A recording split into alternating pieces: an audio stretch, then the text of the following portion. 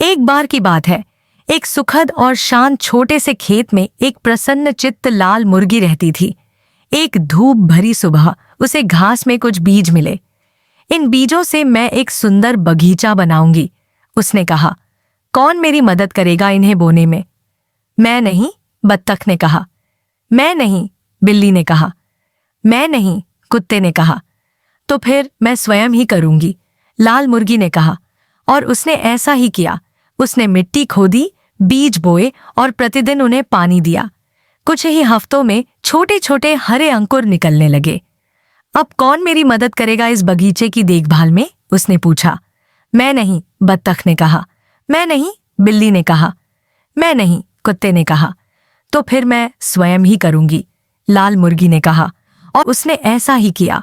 उसने खरपतवार उखाड़ी, कीटों को भगाया और यह सुनिश्चित किया कि पौधों को भरपूर धूप और पानी मिले। जल्द ही उसका बगीचा रंग बिरजी सब्जियों और रसीले फलों से भर गया। अब कौन मेरी मदद करेगा इन सब्जियों को तोड़ने में? उसने पूछा। मैं नहीं, बत्तख ने कहा। मैं नहीं, बिल्ली ने कहा। मैं नहीं, कुत्ते ने कहा।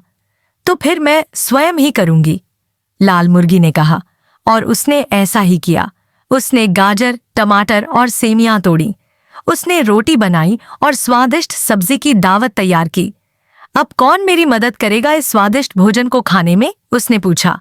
मैं करूंगा, बत्तख बोला। मैं करूंगी, बिल्ली बोली।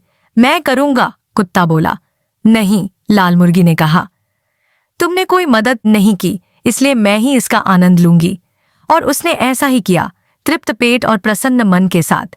उस दिन के बाद से अन्य जानवरों ने एक महत्वपूर्ण सबक सीखा।